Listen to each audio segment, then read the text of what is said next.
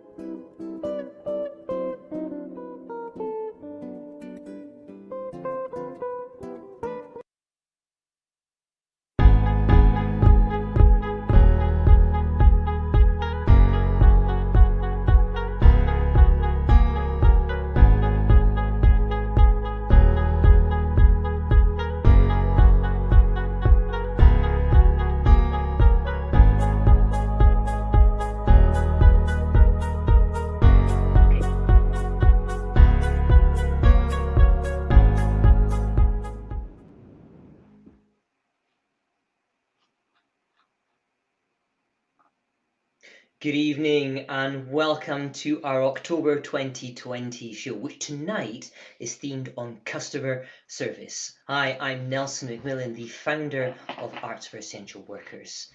And our mission is to support essential workers and their families through the artistic work that we share. Now, we're proud of our non-profit status, and particularly with the fact that 1/3 of your donations go towards supporting our mission, but 2/3 go to our chosen enterprise or non-profit to support for the month. And for this month, in honour and respect of Black History Month, we've chosen the Black Curriculum Social Enterprise to have your donations, 2/3 of your donations to go to. Now, you can be hearing more from Alicia at the Black Curriculum a little bit later, but essentially we wholly support at Arts for Essential Workers their campaigning for equality and diversity through introducing Black education into the national curriculum. Thank you for the work you're doing, Black Curriculum. Please keep on going. We support you through that. Now, on to tonight's performances. We've got an array of performances to pack in for the next 45 minutes that range from music, drama, and two firsts, actually. And that's the beautiful thing about being a startup, is there's plenty of firsts almost with every show. But tonight, our first is going to be, we have our first commissioned poem written by Nicole Zweibeck and performed by Lamin Tamba, and that's going to be performed live tonight a little bit later on. But we also have our first sibling sister act. See if you can spot them. Okay, there's something I want to introduce you for those people who are live, and again, something we're proud about, and it's the interactivity. You have the opportunity to interact with us via Facebook and YouTube. You'll see there's a little chat area. You can type that in. That's brilliant because we're going to share those comments and questions if you've got questions with the talent. We've got 2 Q&As coming up during the next 45 minutes. One about halfway through, we'll bring on the first few acts, and 2 toward the very end when all the talent will be there for you to interact with. So please do share your applause, your compliments, and if you're brave enough, any interesting stories that these acts may well trigger for you, or indeed questions for the acts. Okay, lovely to see you all here tonight. Thank you for the returning visitors and for all your support. Now onto the entertainment and our first act tonight. Mercedes Assad is a Lambda-trained actor who made her stage debut at the Royal Exchange Theatre in Manchester in 2019, and this is her second appearance for Arts for Essential Workers. Welcome back, Mercedes. And now introducing Theo Buguno, whose professional acting experience to date at one point saw him working with the National Theatre of Hamburg as male lead in The Beauty of the Father. Together, Mercedes and Theo will tonight perform a dialogue written by Tiffany Clare. Tiffany is an actor who trained at East 15, whose acting credits include the feature film Say Your Prayers. This is Tiffany's first duologue performance with a few, and to set the scene, here we are, a fly on the wall of a joyous customer service experience. Yeah, the jacket is 100% waterproof, but if you leave your phone in the pocket on a 30-degree wash, the phone will have damage. You still want to complain? Yeah, no worries. If you just head to the first page on our website, yeah, underneath the section that says Pouters for vouchers. Yeah, don't worry about that. It's just a like selfie promo. Sorry, are you a piece of shit? Yeah, I am a piece of shit. How can I help you? Oh, great, right. So I'm gonna need you to drop absolutely everything right this second and tend to my every need. Absolutely, that's what I'm here for. How can I help you? Great. So I need to return this. I see. And of course, a full refund when you're ready. Right. And by when you're ready, it should have already been done by now. Yeah, I understand.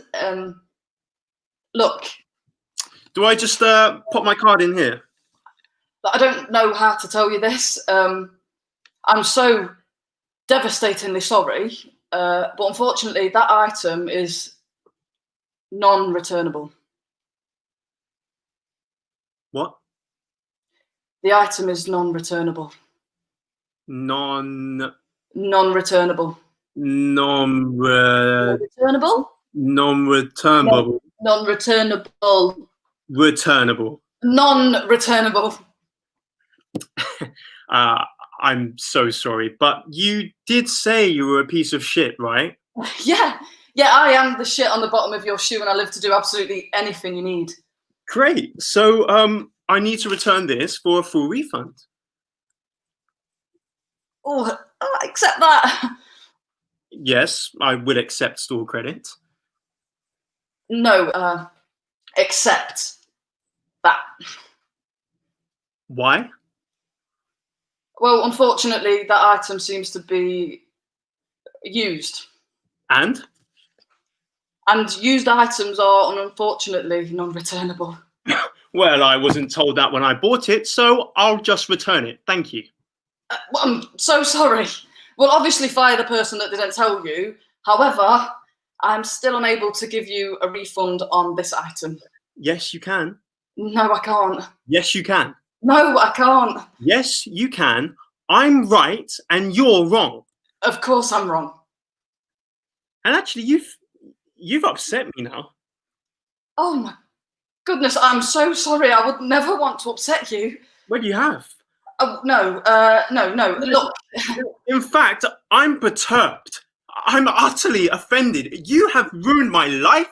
You ruined the lives of my dogs. My fish died when I was 12. Did you know that? No, you didn't even ask. All I needed was a simple refund. I'm so tired. I work 12 hours a week. That's right, 12. Scraping by on 60K. Some nights, I don't even make it back in time to say goodbye to the nanny. You don't know what hard work is. Not a clue. And you have the cheek to stand there all high and mighty and deny me what's rightfully mine. I'm so sorry. I was just working on company policy. Huh? Company policy, my left butt cheek. It's all you. You want to see the world burn. I do. You selfish slug. I am. You are the reason that there's all that's wrong in the world. Every single thing. How do you even look at yourself in the mirror? I can't. I hate myself. So you should. Here. Take my money. Take my shoes. Take my socks. Yeah. Take everything. I'm unworthy. Yes. Good. So, do I just pop my card in here? Yes. Great. Lovely. Wasn't that hard, was it? No. No trouble at all. Thank you. Sorry. Thank you. Have a lovely day. Thank you. Sorry. Please do come again. Thank you. Sorry. Thank you. Sorry. Please do come again. My picture bomb is not in the.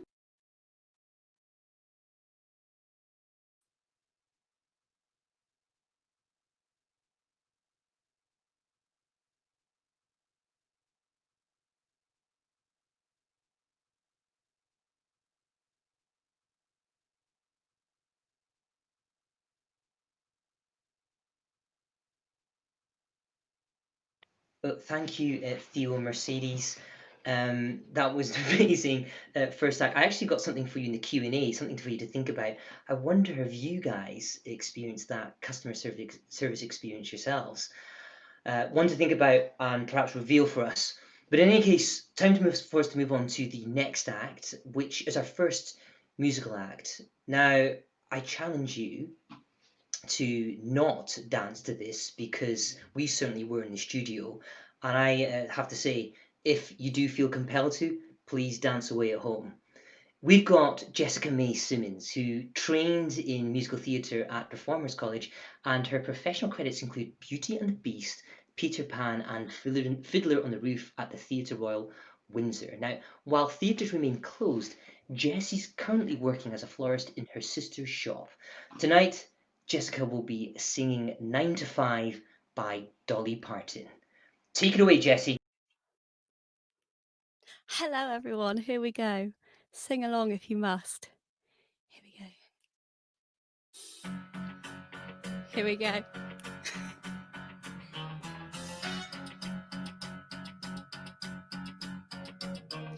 Tumble out of bed and I stumble to the kitchen, pour myself a cup of ambition and yawn and stretch and try to come to life. Jump in the shower, my blood starts pumping. Out on the streets, the traffic starts jumping with folks like me on the job from 9 to 5. Working 9 till 5. What a way to make a living, barely getting by.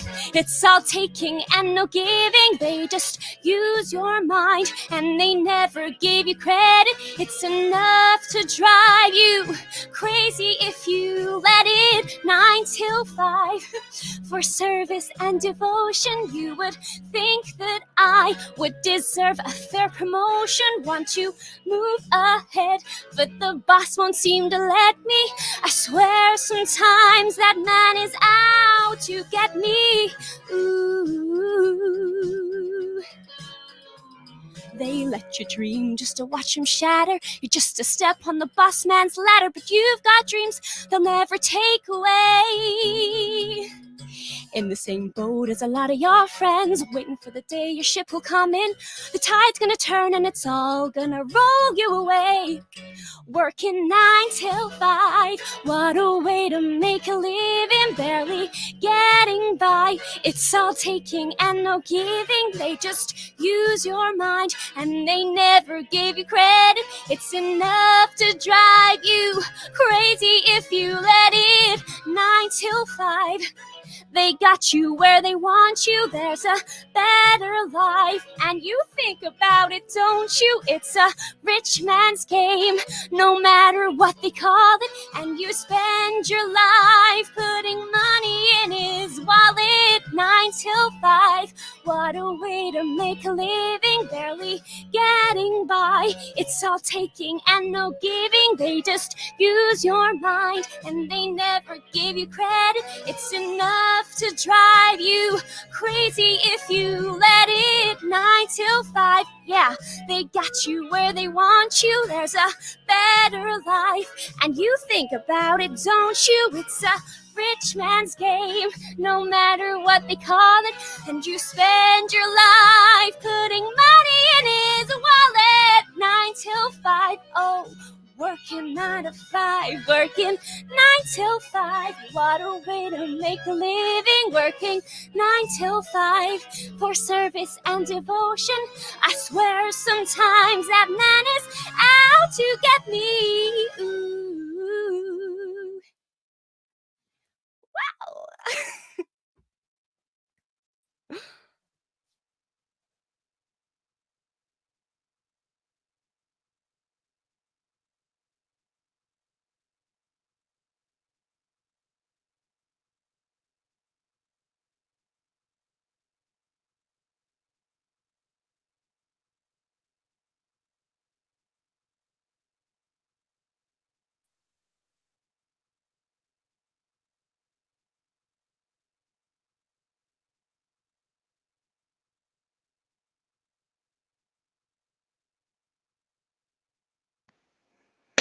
Woo! Amazing work, Jesse. We were dancing in the studio, and I have to say, I hope you guys were at home as well. Now, when it comes to the comments, compliments, questions for the actors, we've got everyone coming back in a couple of moments for a Q&A after this next act. So if you do have any questions for our first act of talent, please just post them in the live chat. Okay, on to our next act. We have got Olivia Swan, who is a 2018 East 15 graduate and known for her alarming obsession with rings. Olivia currently stars as Astrologue in DC's Legends of Tomorrow, and it can't be with us tonight, so she's filmed this and is currently sent this because she's currently filming in Vancouver for season 6 of Legends of Tomorrow. Now, the piece of writing that she's performing is a work called Kettle, written by our a few alumni artist Emily Steck. Welcome back, Emily, and thank you so much for letting us perform this piece tonight. Now, what's Kettle about? Well, with our customer service theme this month in mind, Kettle is a funny yet sobering look at a woman stuck on hold with call centre customer support.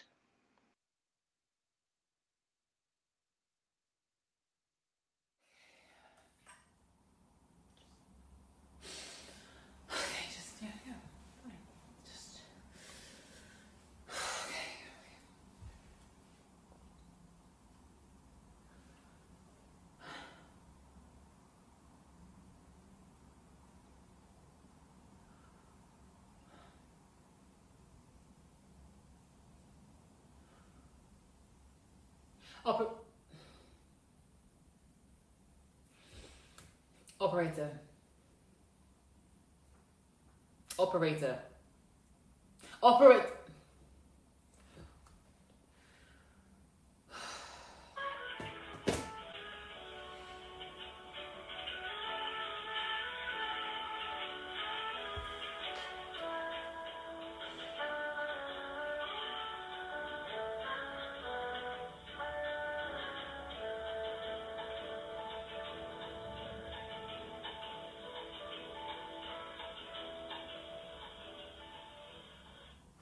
Oh. Hello? Hello? Hi, yeah, can you hear me? Sorry, yeah, I'm here. Sorry, it's my signal. I'm in my place in a major city and it's not great. So, what? Yeah, Olivia Sterling Stanwell. O as in Olive, L as in Lavinia, I as in Iris, V as in Vandal, I as in Iris, again, A as in Apple. Apple, sterling as in pound sterling, or sterling silver, or Raheem sterling. So, Stanwell as in you stand well without the D. Yeah. S as in silly. T as in trying. A as in agonizing. N as in nagging. W as in woe is me. E as in excruciating. L as in long. And L as in lonely. Yeah. Olivia Sterling Stanwell. No. Yeah, no, I'm not in your system. Sorry, can I explain, please? Great, thank you, thanks. So I bought one of your kettles. It's a silver one. I think it's Quiet Boil. No, I don't know the serial number. I threw away the box. So, do people usually keep the box? No, I bought it off Argos. And yes, I rang them and they told me to call you. So please, no, I just bought it off Argos just 3 weeks ago. I moved, so I bought a new kettle. Yes, yeah, I've had a kettle before. No, but I couldn't bring it with me. My fiance kept the kettle. No, he's not here. He is in London. Sorry, why is this relevant? No, the point isn't that my old kettle isn't here, it's that my new kettle is broken. My old kettle will never be moving here, so no, unfortunately not. So as I was saying, I bought this kettle of Argos just 3 weeks ago and it's already broken. So the little button, no, not the on-off one, the one you press it and opens the lid, yeah, that stopped working. So it's difficult to fill up, and when you want a cup of tea, when a cup of tea would be just a simple pleasure, just take the edge off when the world is looking so unbelievably, profoundly, just crushingly bleak. And I can't, well, technically I can still make tea, but it's more difficult and it's not what I paid for. And did I mention the lime scale? Yeah, it's clogging up the water measuring bin. Yes, I can feel how heavy it is, but it's not really the point, is it? The point is that things should do what they say they're going to do. If you buy a kettle that's going to boil quietly and have an easy to open lid and a readable water measuring gauge, then it should do that. It shouldn't just suddenly decide to not, keep up with its end of the bargain. Russell Hobbs and I, we entered into an agreement when I purchased this kettle, and it just seems really unkind and unfeeling of him to expect me to live in a relationship where I am not heard or respected. So I would really appreciate it if you could just send me a kettle so I can have some tea and we could just call it a day, you know? Well, of course you can send me a kettle. Do you not have hundreds of kettles? Just send me a new one. How can I prove that it's broken? I'm telling you it's broken. I'm not lying to you. Why would I lie to you? You're making me feel crazy. Why does no one believe me about anything? I'm sorry. I am so sorry. I know it's not your fault. Just can you just put yourself in my shoes? Well, it's not a free kettle. I paid for the kettle. A kettle which I'm sure you had made for a criminally low fee. And then I purchased for a huge markup of 30 quid, even though I shouldn't even want this kettle because you had it made for such a criminally low fee. I'm sorry. I know your job is hard, and it's not you I have an issue with. It's this company, this system of shirking responsibility that I have an issue with. This extremely uncaring and unfeeling business. Just please, just send me a kettle, please. This feels almost criminal.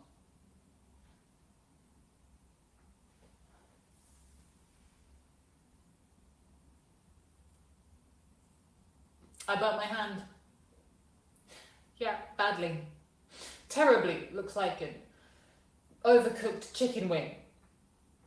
I scalded my hand on your product, so... Well... Fine. What is the email?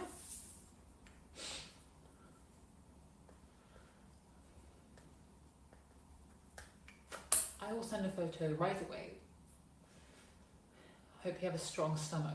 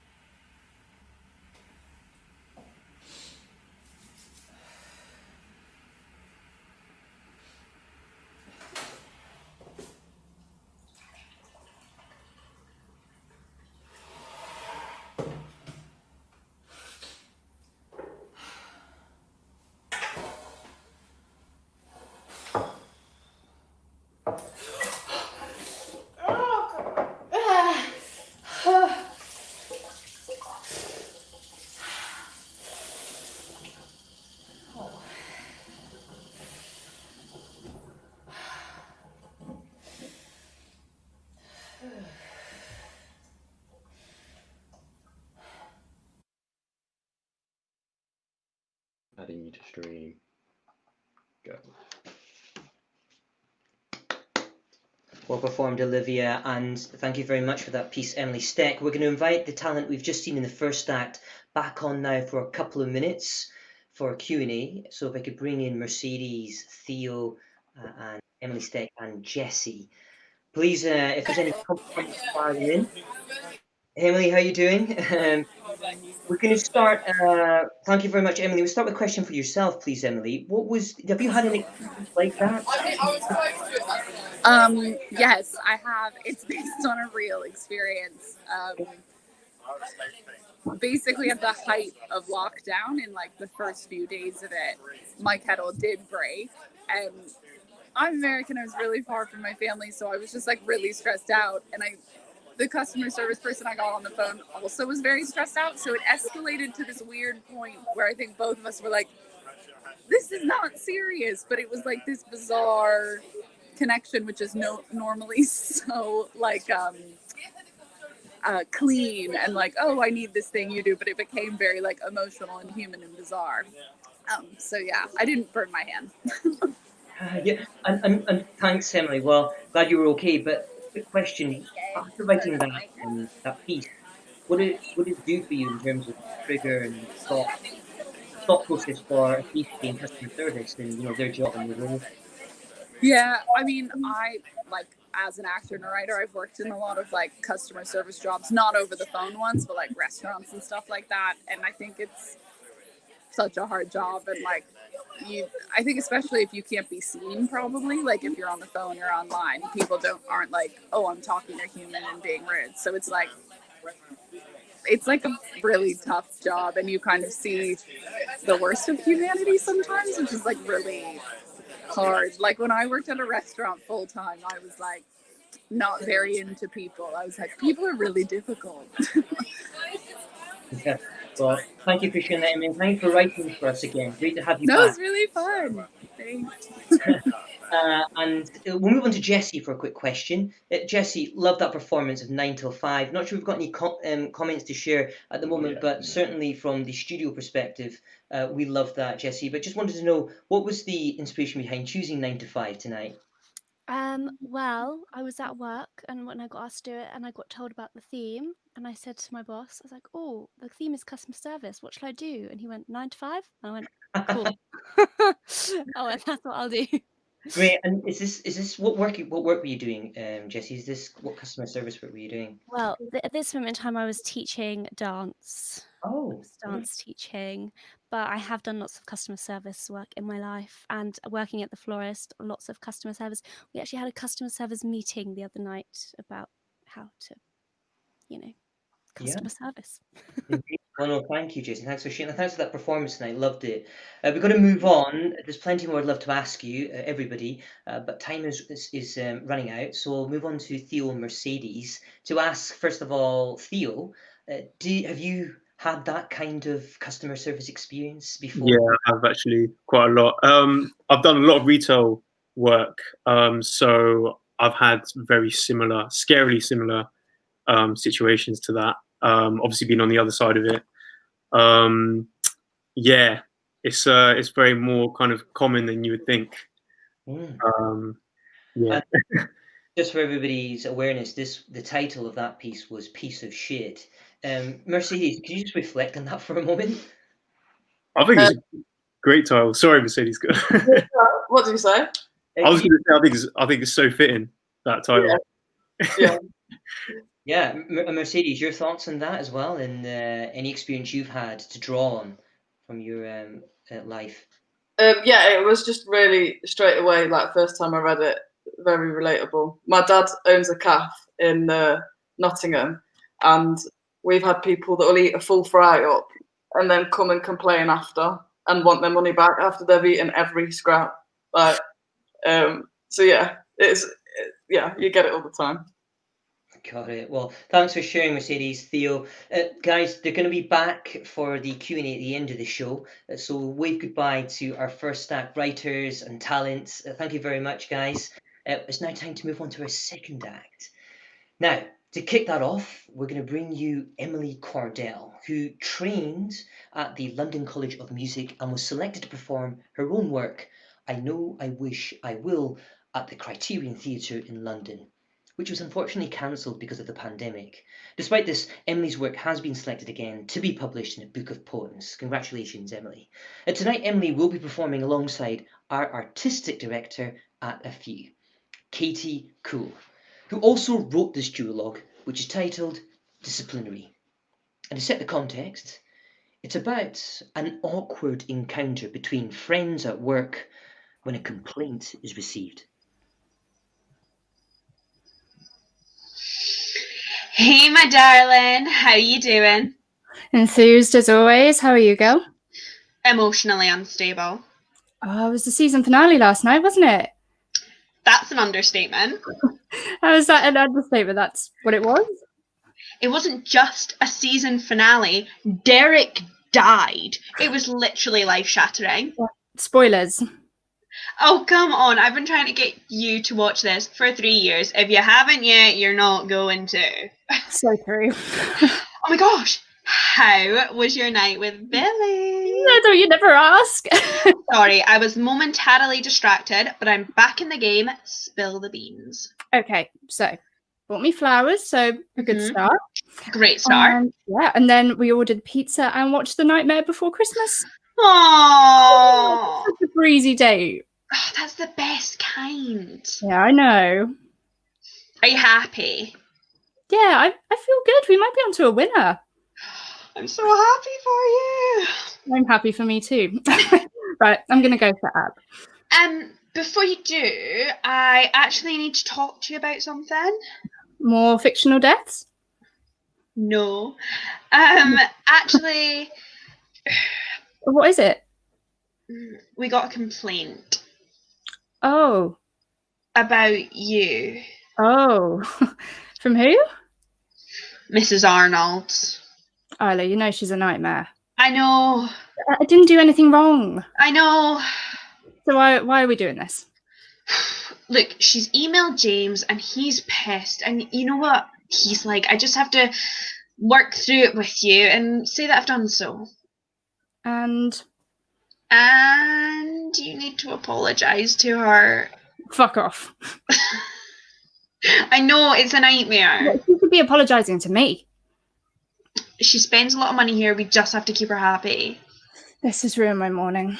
All right, go on then. Sorry. Okay, let me just read it and then it's done. Yep. Okay, so sorry. Hi, James. I hope you're well and better than I am. You know how fond we are of tiny tumblers, and the kids always have a blast.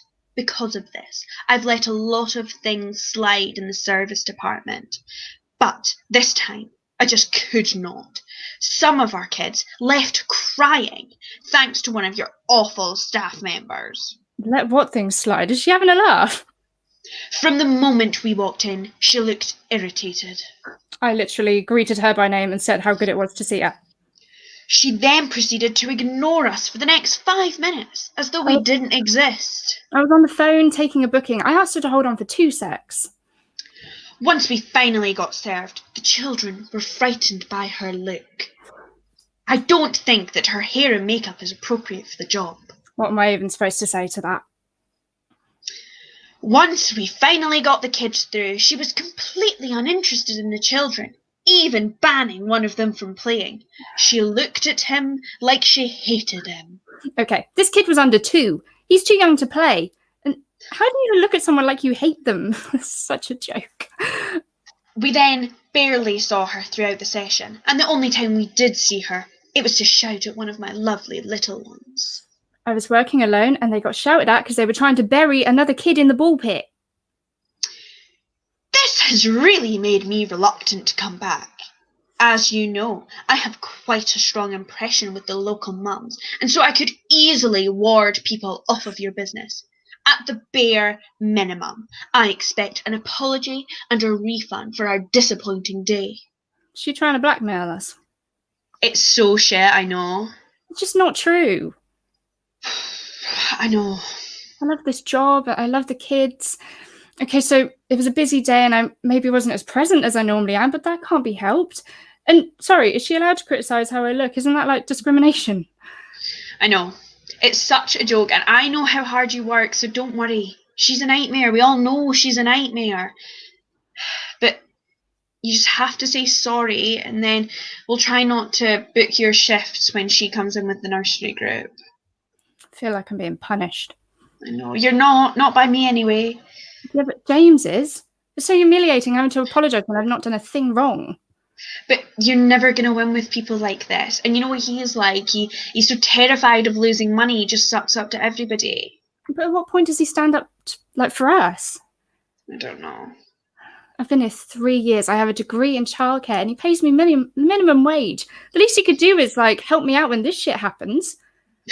It's such a joke.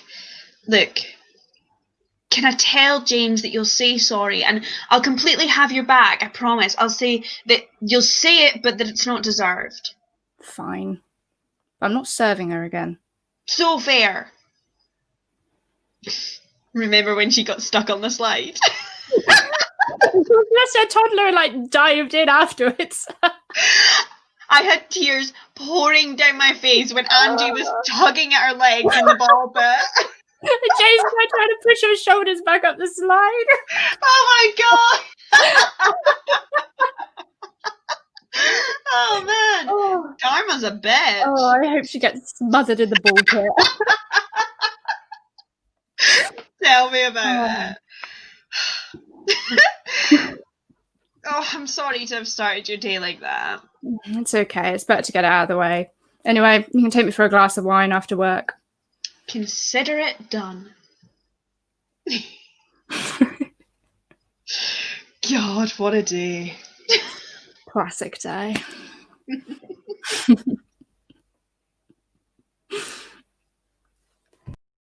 On unmute. Bravo, bravo, guys. We'll see you we'll see you shortly for the Q&A on that. But moving on, we're bringing up our next stack, which for this is a first. And a first in that we mentioned at the beginning, poetry. We haven't had poetry in the show yet, but it is very much a part of who we are at A Few, and we're looking forward to bring our first commissioned poem tonight, written by Nicole Zweiberg. But first, a bit about Nicole. So this poem was written none other than our A Few alumna, Nicole Zweiberg, who returns to keep the record of most written work published for A Few, with this a poem, Extraordinary Few, to be performed by Lamin Tamba, who is a British actor of African descent. Born and raised in rural Gambia, he moved to the UK to pursue his career and trained at Stella Adler Acting Academy and Identity. His credits include a wide range of work, including The Legend of Tarzan and Grassroots. Lamin, over to you.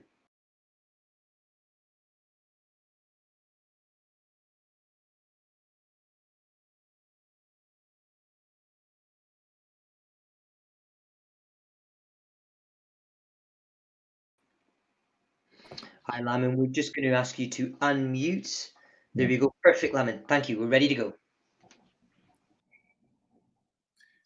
When the rooster crows and the morning yellow crashes beside me, glazing my pillowcase, these rays that hold the tune of drumming ocean waves, streams of light through slanted window panes,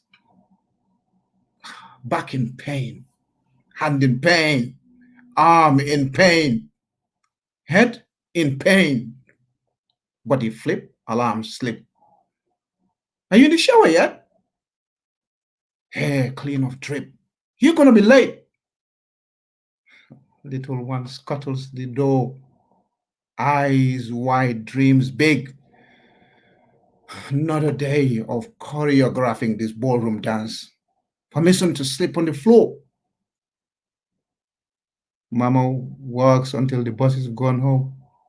There she stands, umbrella and grip, rain coat, flash of taxi light, all alone. Mama does what she can. Mama does what Mama can. Mama does all in her power to feed you. Oh, little one, tucked in so snug. If only you knew. Stack shelves at dawn, scrubs place at dusk.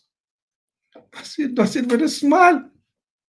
And when they ask her why, she replies, well, needs must. And at times these strangers are so cruel. They bark and yammer. It's not my fault, she explains. Mind aching like a hammer. Because her job is essential, she kept the city going, and the struggle for stability is still ongoing. So she can't quit. And when she does sit, she exhales a storybook for little one. And once upon this time, it's a tale that she herself writ. And in it is the tale of a conscientious soldier that kept on running with bloody feet so the rest of the world could stop. They are brothers, mothers, fathers, sisters, lovers, visionaries. Although you don't know their stories, perhaps next time stop and ask ordinary people. Yet they are an extraordinary few. And so, in conclusion, to all the magic humans with gold in their fingertips, although you may be weary and you may feel unseen, you keep our chaotic existence afloat. And for that, we thank you.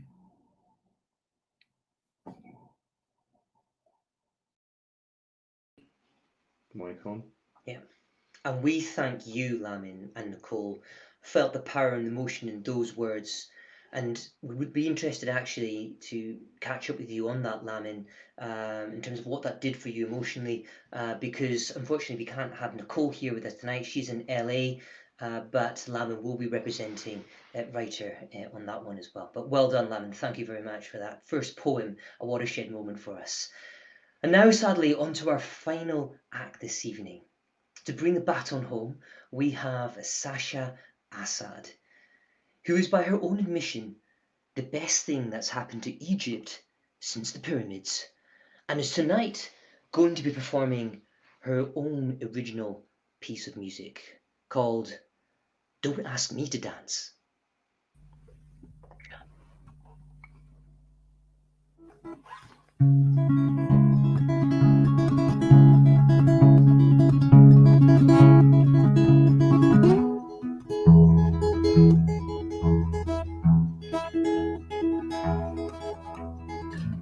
Don't buy me a drink, stop holding my hand and quit looking at me and stop kissing my neck.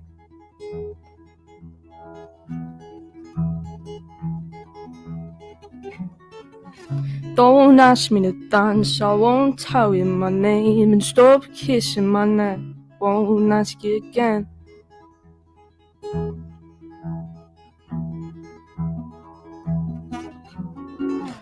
Go back to your friends, my blood's boiling thin. I wanna go outside and stop holding me down.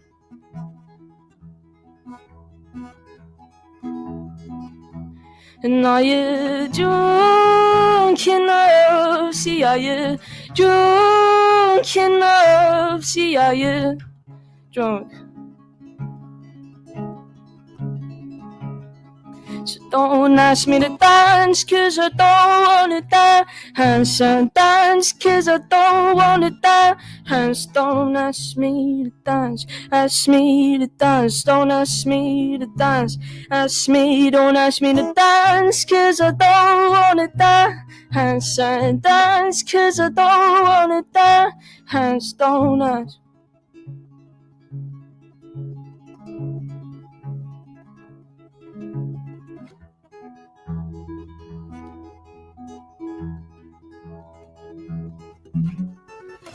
Don't buy me a drink, stop holding my hand and quit looking at me and stop kissing my neck.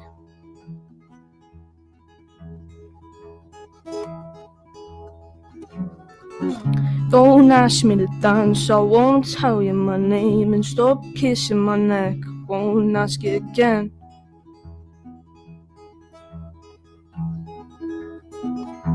And are you drunk enough? See, are you drunk enough? See, are you drunk?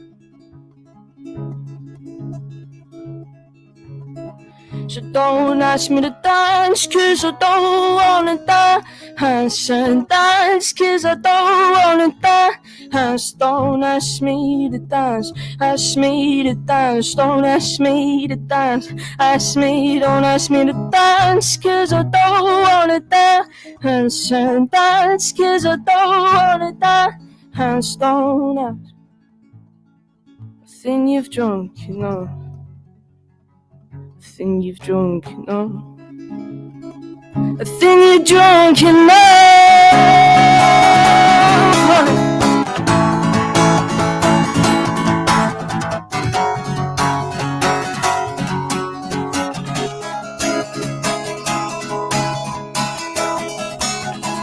So don't ask me to dance, cause I don't wanna dance. And dance, cause I don't wanna dance. Don't ask me to dance, ask me to dance. Don't ask me to dance, ask me, I'm done.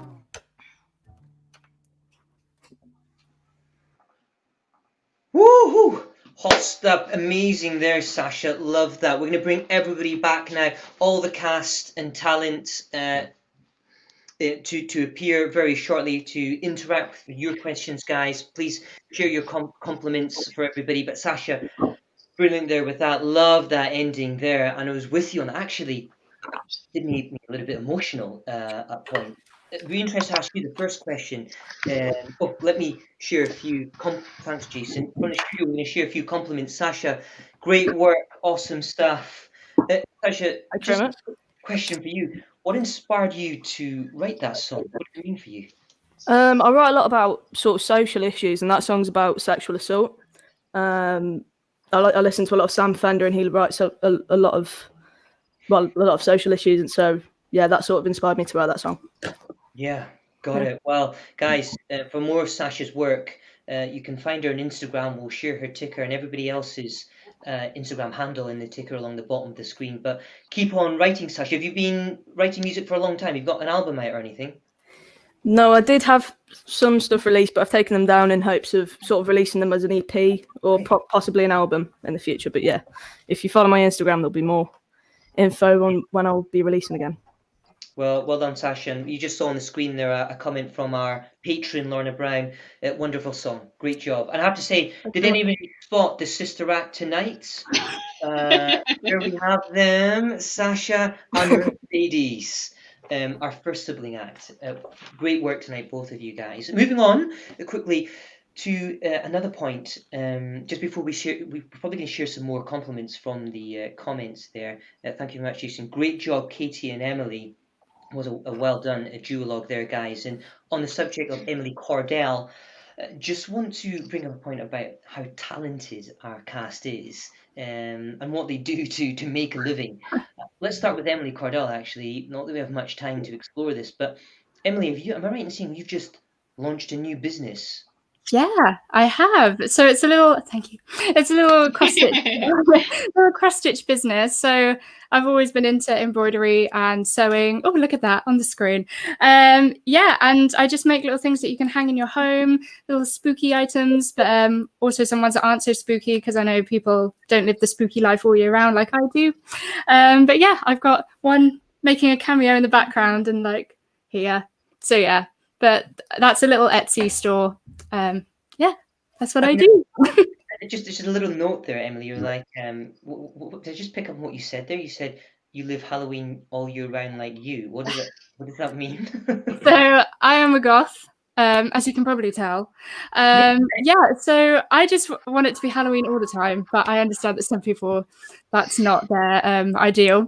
But yeah, I like spooky stuff. Thank you. Little ghostly earrings.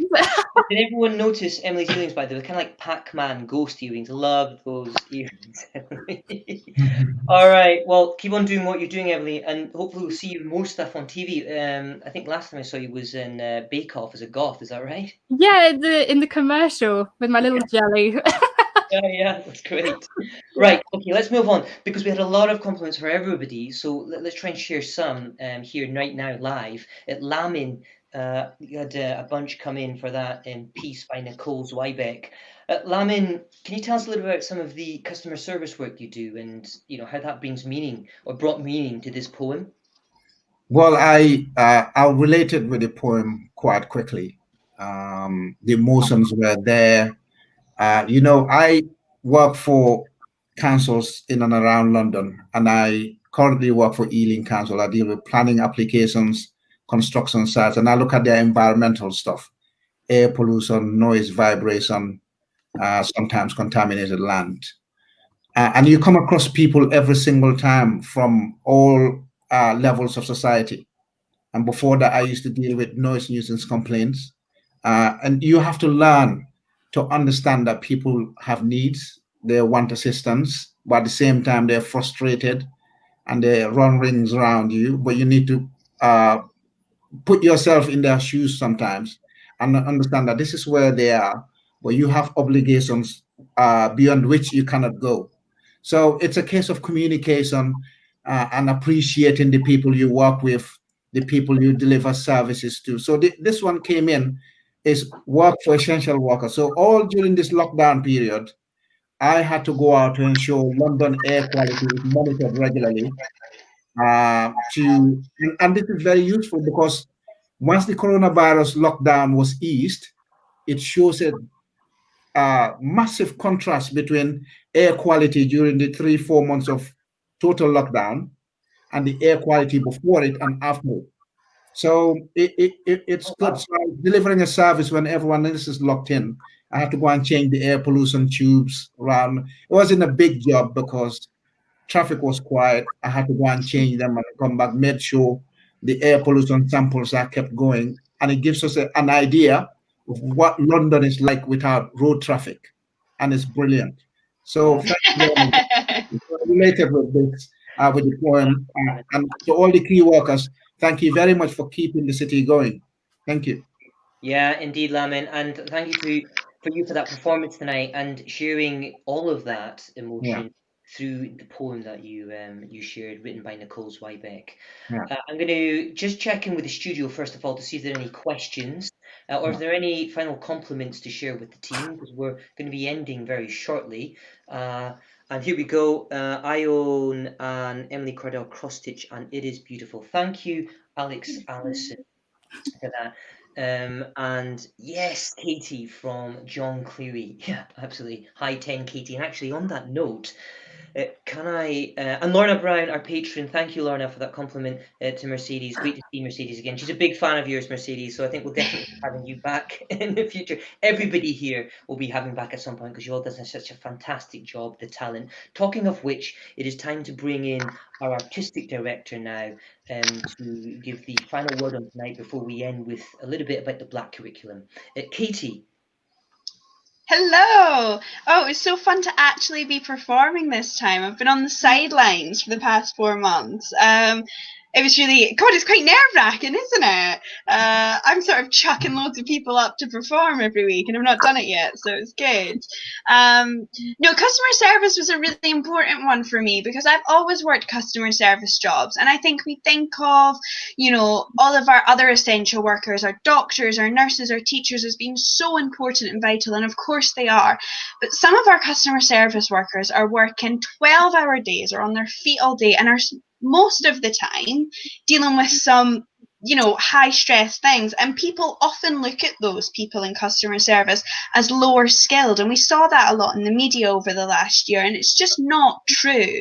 And I don't think it does justice to the amount of work and effort that gets put into it. So I think that running a show where we celebrate essential workers, you just couldn't not do customer service. And it's also, I think, the one that we've been able to have the most fun with and the most giggles with because people are ridiculous. I know my piece is based off of, some of the lines in those were verbatim, including the line, "He looked at my baby like they hated him." So it was really fun to write and perform and to see everybody else. So it was just, big round of applause for all the customer service workers and our talent tonight.